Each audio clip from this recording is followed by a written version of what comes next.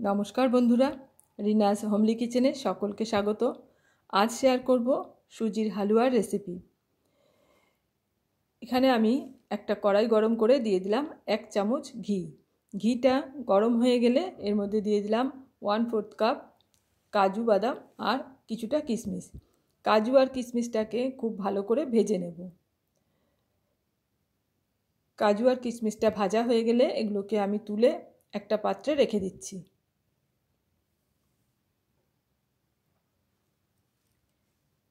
এবার এই ঘিয়ের মধ্যে একটা তেজপাতা দিলাম আর দুটো ছোট এলাচ মুখটা একটু ফাটিয়ে দিয়ে দিলাম। একটু নাড়াচাড়া করে নিলাম। এবার এর মধ্যে দিয়ে দেব 1/2 কাপ সুজি। আমি ছোট দানার সুজিটা নিয়েছি, তা আপনারা বড় দানার সুজিটাও নিতে পারেন। সুজিটাকে খুব ভালো করে ঘিয়ের সাথে ভেজে নেব। 3 থেকে 4 মিনিট লাল করে ভেজে নিতে হবে। আর সুজিটা যখন বেশ ঝরঝরে আর একদম লালচে রং হয়ে আসবে, সেই সময় আমি এর মধ্যে দিয়ে দেব চিনি। এখানে আমি 1/4 কাপ চিনি দিলাম আর আমি দিয়েছি ব্রাউন সুগার। আপনারা যে কোনো চিনি দিতে পারেন। চিনিটাকেও সুজির সাথে খুব ভালো করে মিশিয়ে নিলাম নাড়াচাড়া করে। এবার এর মধ্যে দিয়ে দেব আমি 1 কাপ দুধ। দুধটা আমি আগে থাকতে জাল দিয়ে রেখেছিলাম আর দুধটা গরমই ছিল। তারপর দিয়ে দিলাম আরও 1 কাপ জল। খুব ভালো করে নেড়েচেড়ে মিশিয়ে নিতে হবে, না হলে দলা পাকিয়ে যেতে পারে। এবার ভালো করে নাড়াচাড়া করার পরে যখন এটা ফুটতে শুরু করবে তখন অনবরত নাড়তে হবে। আর এখানে আমি তেজপাতাটা এখন তুলে ফেলে দেব।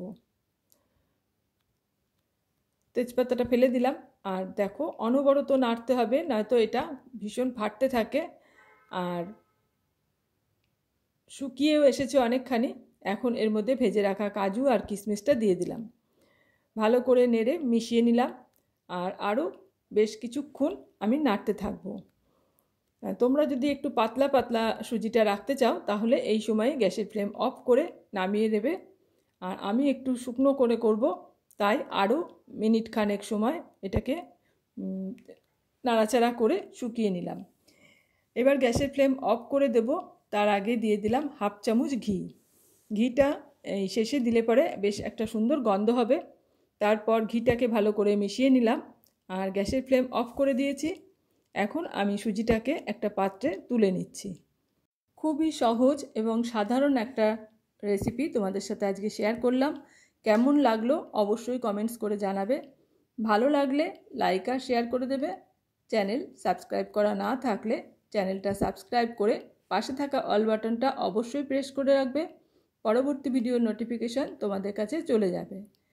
তারপর একটা চামচ দিয়ে একটু সমান করে দিয়েছি আর ওপর দিয়ে একটু কাজু আর কিশমিশ ছড়িয়ে দিলাম। কাজু আর কিশমিশটা যখন ভেজেছিলাম একটু সরিয়ে রেখে দিয়েছিলাম, সেটাই ওপর দিয়ে ছড়িয়ে দিলাম।